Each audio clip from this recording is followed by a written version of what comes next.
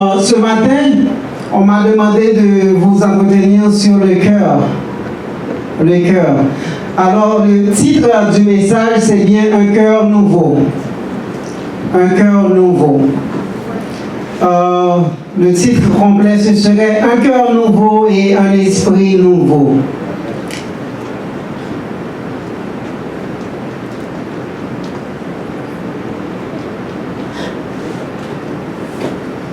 Je ne sais pas si vous pouvez bien voir ces images.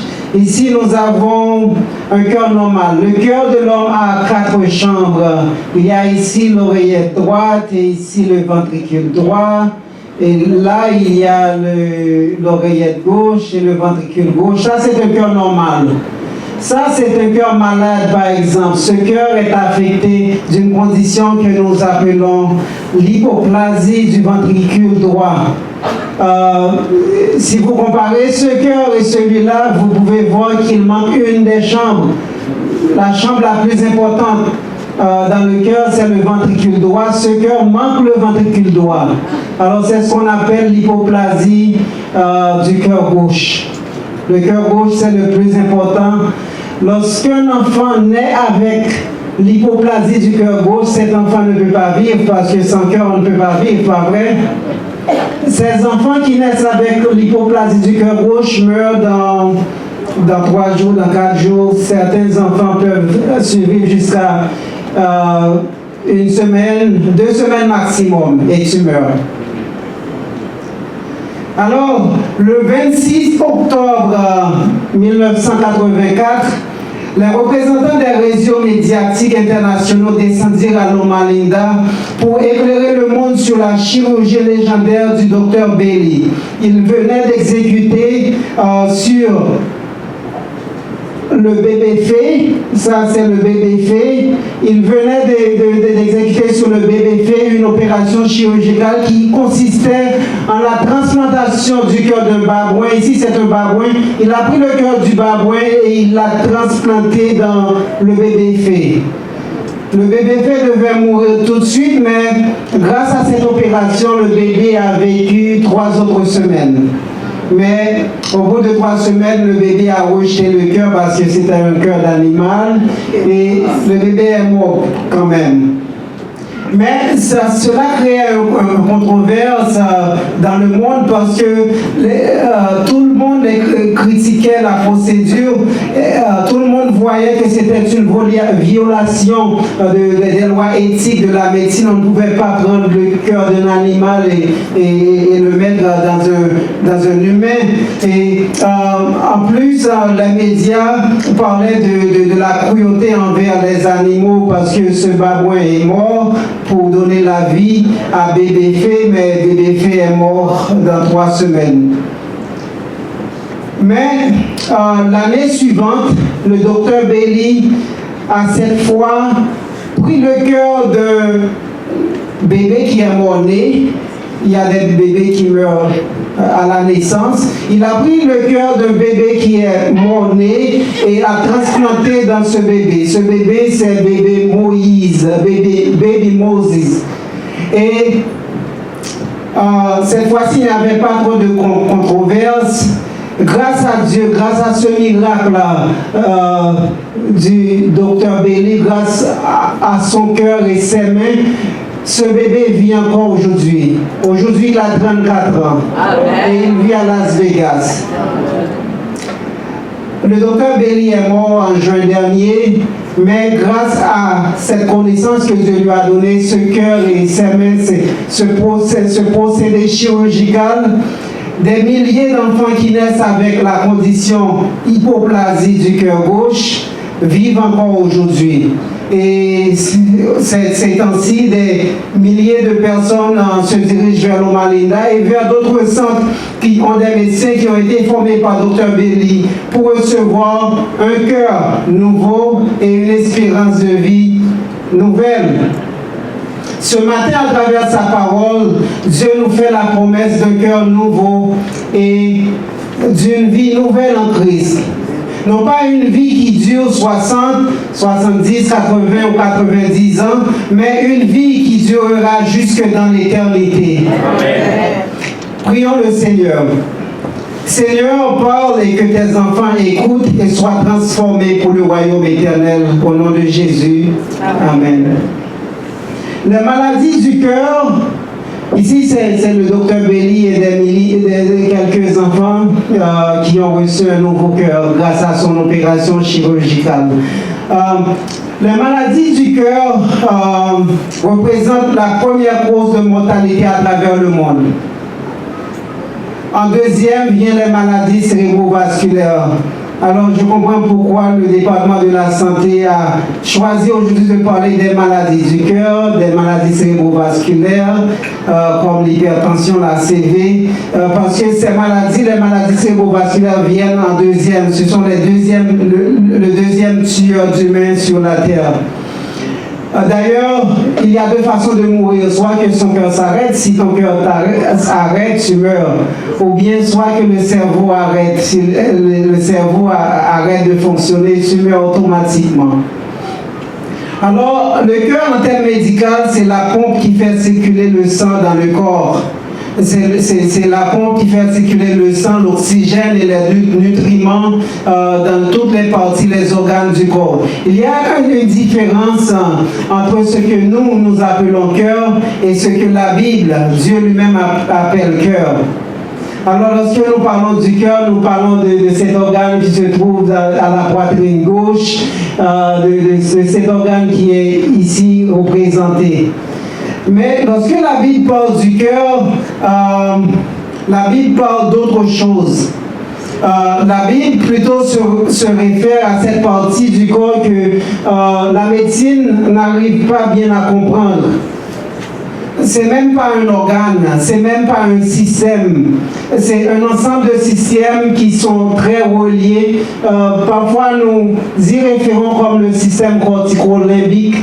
C'est dans ce système que résident nos émotions, nos sentiments, nos tendances. Le cœur, selon la Bible, c'est l'âme d'une personne. Ça représente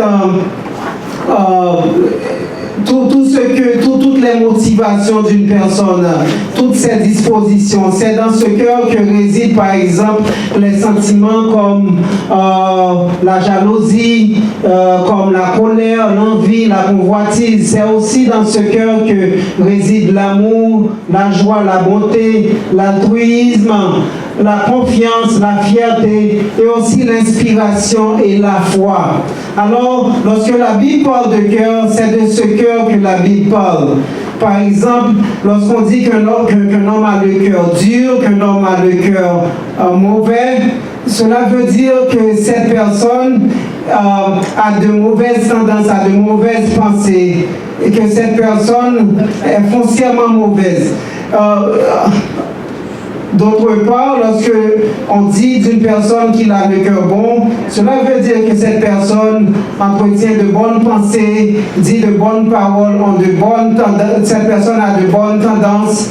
Alors c'est une bonne personne. D'ailleurs, Jésus dit que l'homme mauvais tire du trésor de son cœur de mauvaises choses, tandis que l'homme bon tire de bonnes choses du trésor de son bon trésor.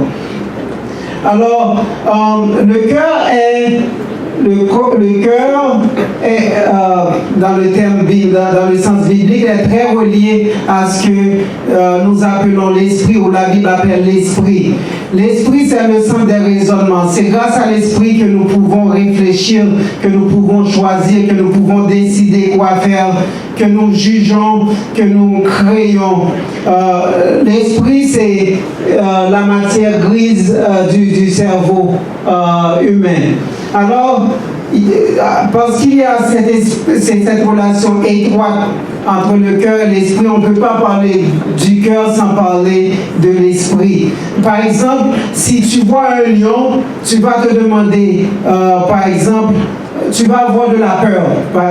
Si c'est un gros lion, le cerveau va réfléchir, l'esprit va réfléchir et va te dire, ça c'est un gros lion, tu ne peux pas combattre. Alors tu vas réfléchir avec l'esprit et te dire, je dois courir pour me sauver la vie, par exemple.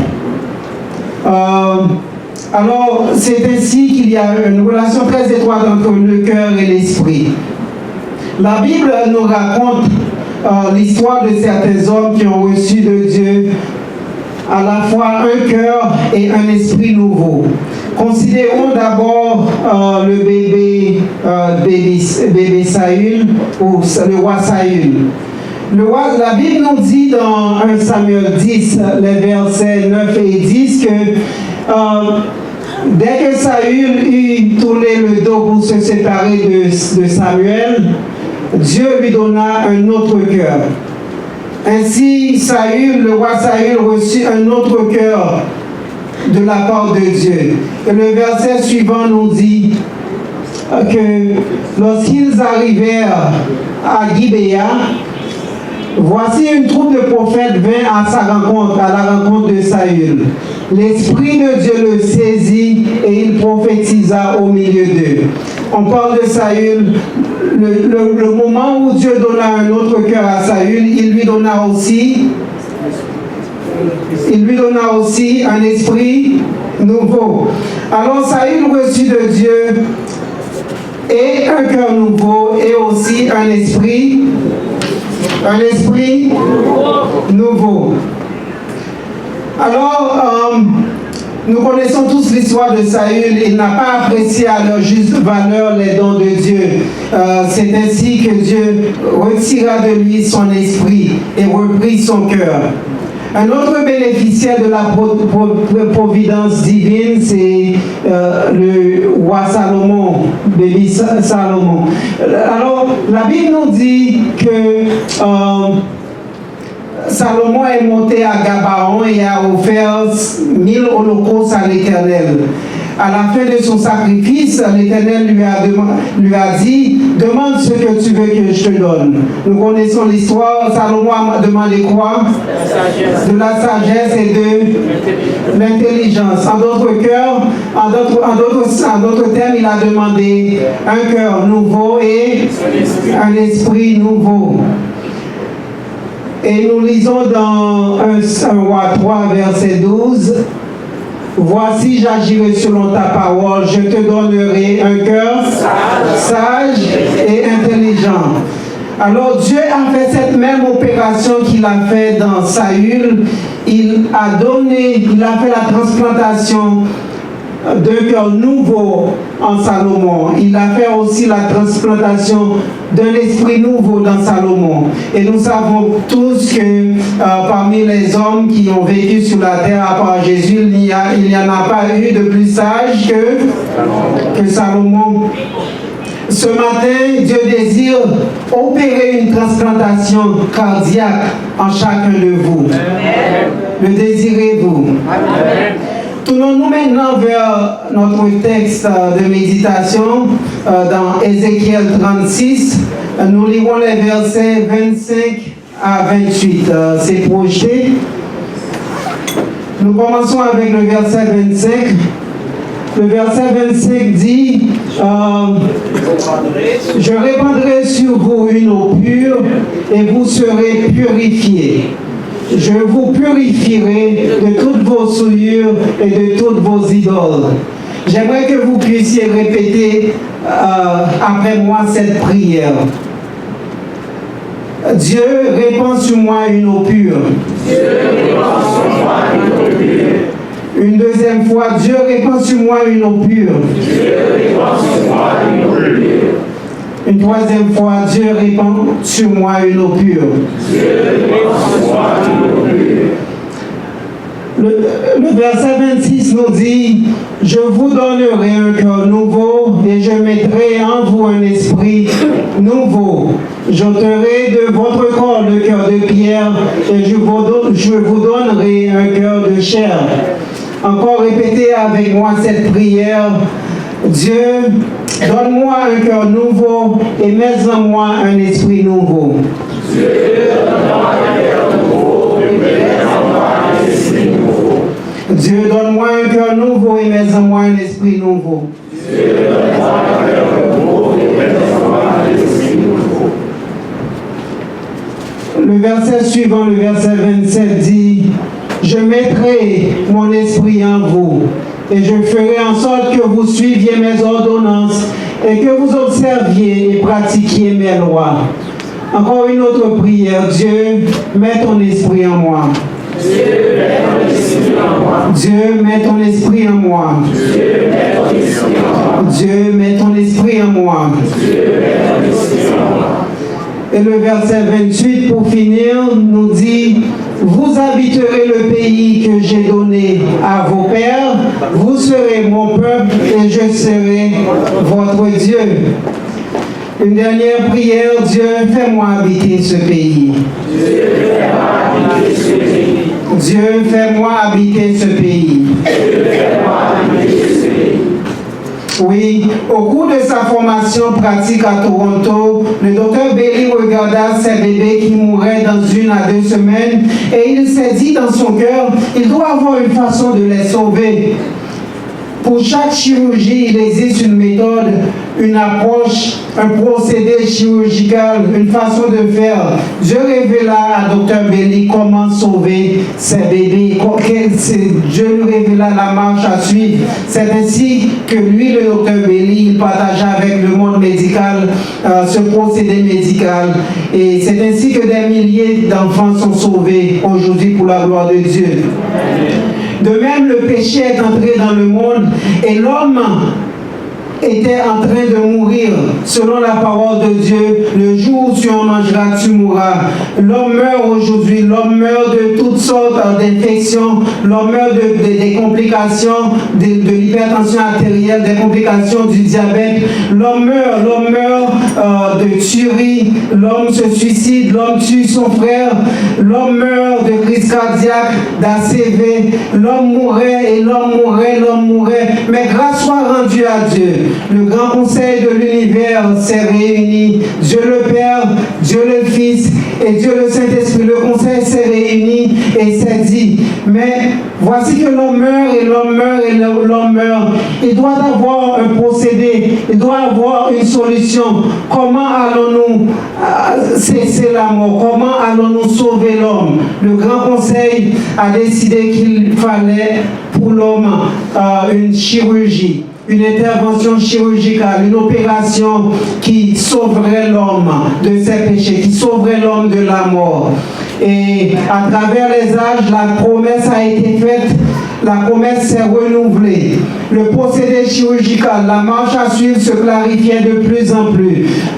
L'agneau qui meurt dans le jardin d'Éden, le serpent qui est perché dans le désert, les lois cérémonielles, les animaux qu'on offre sur les holocaustes, et tout ça annonçait la solution. Et maintenant, le prophète Ézéchiel, à travers ces versets, ces 4 versets nous révèlent exactement le plan de Dieu, nous révèlent le plan de Dieu, le procédé chirurgical à travers lequel Dieu va transplanter un cœur nouveau et un esprit nouveau dans l'homme.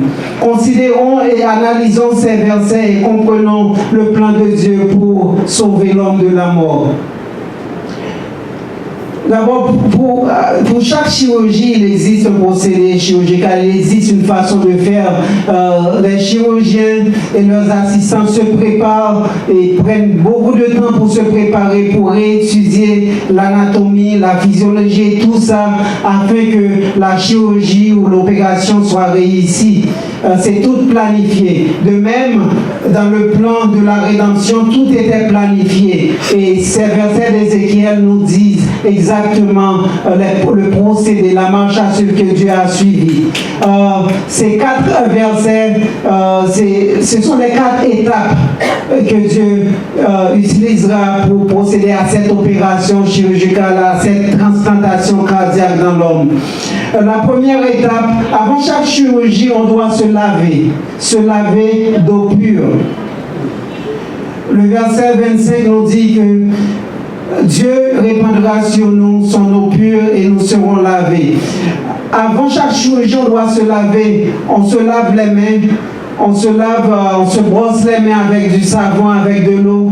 On se lave les mains avec cette teinture de d'iode, cette solution brune qui ressemble à du sang. On doit se laver. On doit se laver pour tuer toutes les microbes, toutes les bactéries, afin que le patient ne meure pas d'une infection sévère. Alors, de même, dans le plan de Dieu, la première chose que Dieu nous promet à travers son enfant Ézéchiel, c'est de répandre sur nous une eau pure, pour nous purifier, pour nous laver de toutes nos souillures, de toutes nos idoles. En effet, Jean est venu prêcher le baptême de la repentance où l'homme se lave avec de l'eau pure qui représente le sang de Jésus, cette solution d'iode qui est toute bonne. Alors, nous comprenons que lorsqu'on accepte Jésus à travers le baptême, on est submergé dans l'eau. Et lorsqu'on est sous l'eau, on ne respire pas vrai? C'est comme si on reçoit l'anesthésie générale. Après qu'on se lave, c'est l'anesthésie générale. Il n'y a pas d'opération sans anesthésie générale, sauf si c'est une procédure très minime. Mais il faut qu'on soit anesthésié. C'est alors que le chirurgien commence à travailler. La deuxième étape consiste en la chirurgie proprement dite. C'est alors qu'on reçoit la greffe, si c'est une transplantation. Par l'anesthésie générale, on perd conscience. Mais une fois l'opération terminée, on se réveille et on oublie tout, on se demande où est-ce qu'on est. Est-ce que l'opération est déjà terminée? Je ne sais pas s'il y en a d'entre vous qui ont déjà subi des opérations chirurgicales. On ne se reconnaît plus où est-ce qu'on est. Et on se sent faible, on est encore malade. C'est comme si on avait un nouvel esprit, mais c'est le même esprit. Dieu, dans sa deuxième étape, nous promet de nous donner un cœur nouveau et un esprit nouveau. Après que nous ayons reçu le baptême, Dieu nous promet qu'il met en nous, pendant que nous sommes dans l'eau, un cœur nouveau et un esprit nouveau. Il nous dit dans Ézéchiel qu'il enlève ce cœur de pierre que nous avons pour nous donner un cœur de chair. Ce cœur de pierre, c'est les deux tables de pierre auxquelles on doit se référer pour savoir c'est quoi les lois de Dieu, c'est quoi que la volonté de Dieu pour moi. Désormais, lorsqu'on accepte Jésus à travers le baptême, on n'a pas à regarder à ces tables de pierre parce que Dieu les a enlevées. Dieu a écrit dans notre cœur. Le cœur pour Dieu, c'est ça. Dieu a écrit dans notre cœur ses lois. Une personne qui est convertie n'a pas besoin de regarder le 5e commandement, par exemple, pour savoir que désobéir à ses parents, c'est mauvais. Une personne convertie, par exemple, va savoir automatiquement que tuer, c'est mauvais. Si tu fais du mal à ton prochain, si tu es vraiment converti, tu vas comprendre que lorsque tu fais mal à ton prochain, tu vas avoir du remords, tu vas te sentir mal dans ton cœur ou dans ta conscience. C'est-à-dire, si tu ressens cela veut dire que Dieu a fait son travail en vous. Dieu a fait cette transplantation cardiaque et vous avez déjà ce nouveau cœur. Je dirais mieux, Dieu, vous avez déjà non seulement ce nouveau cœur, mais cet esprit nouveau qui vous permettra de réfléchir et afin que vous puissiez discerner la voix de l'ennemi de la voix de Dieu. Jésus est le grand chirurgien qui nous donne le cœur et l'esprit nouveau. Jean a rendu témoignage de son œuvre dans Matthieu 3, verset 11, disant: moi, je vous baptise d'eau pour vous amener à la repentance, mais celui qui vient après moi est plus puissant que moi, et je ne suis pas digne de porter ses souliers. Lui, il vous baptisera du Saint-Esprit et de feu.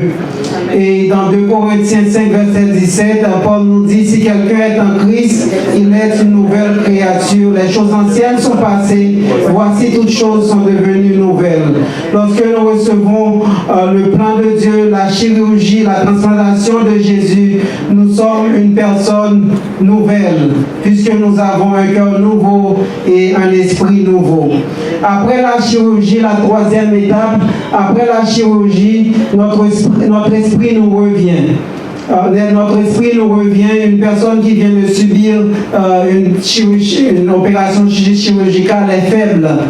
Cette personne a besoin de médicaments afin de survivre, afin de regagner ses forces et afin que cette personne puisse se reprendre.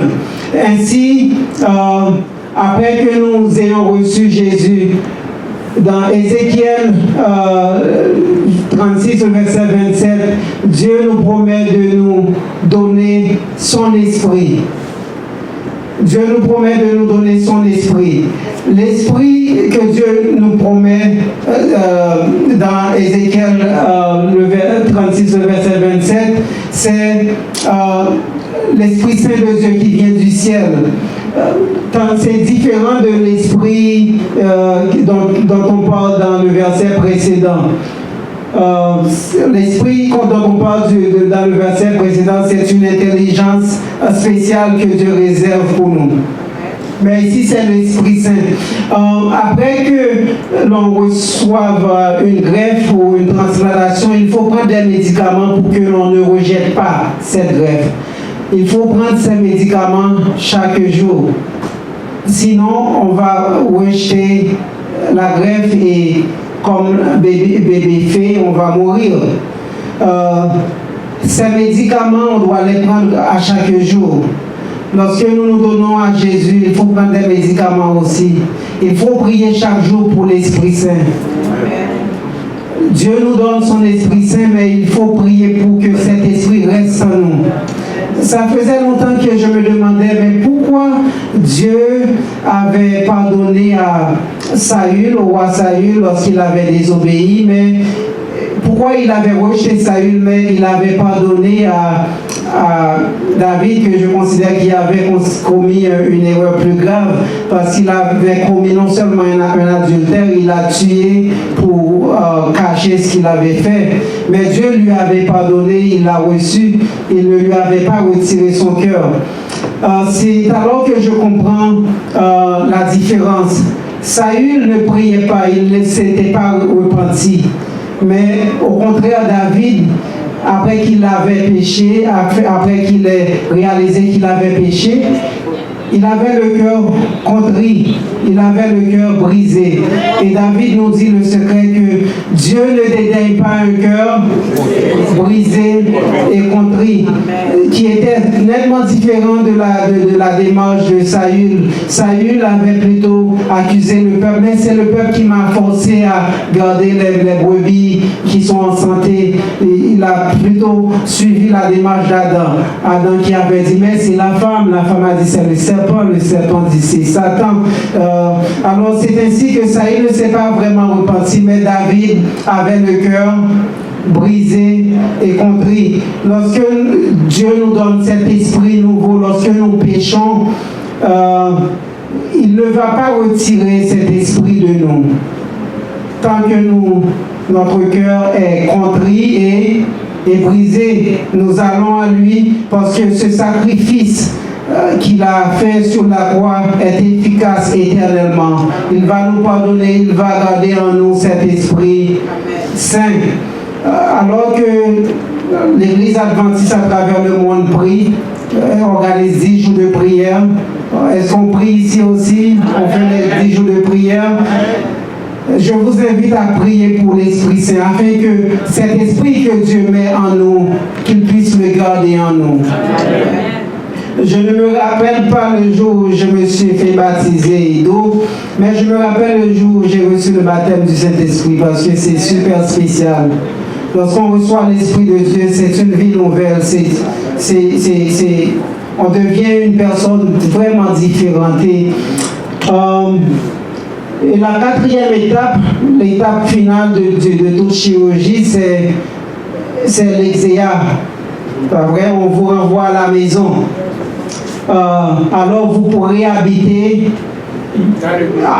le pays. Il y a des chirurgies qui se passent mal ou on meurt. L'exéa vers la mort. Lorsque vous êtes exéaté dans le plan de Dieu, est-ce que vous allez en enfer ou est-ce que vous allez ici?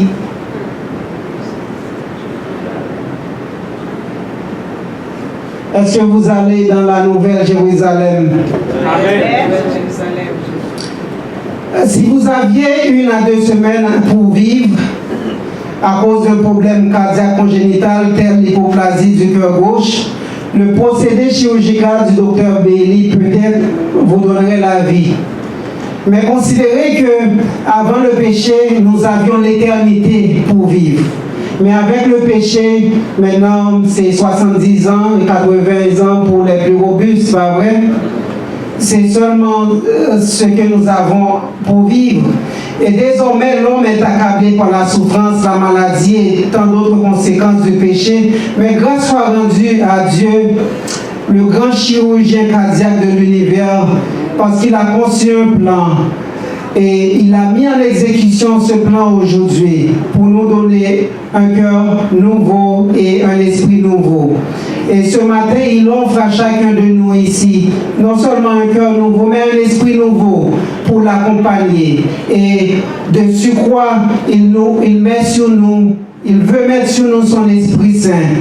Et ce cœur et cet esprit qu'il nous offre, accompagné de l'Esprit Saint, nous conduira à travers notre vie terrestre jusque dans l'éternité, jusque dans la nouvelle Jérusalem. Voulez-vous ce matin accepter ce cœur et cet esprit qui vous sont offerts? Amen. Oui. Si oui, fermez les yeux et nous allons prier. Dieu, répands sur ton peuple une eau pure, donne à ton peuple un cœur nouveau et mets en lui un esprit nouveau. Dieu, mets en nous ton esprit. Et Seigneur, s'il vous plaît, fais-nous habiter la nouvelle Jérusalem. Au nom de Jésus. Amen.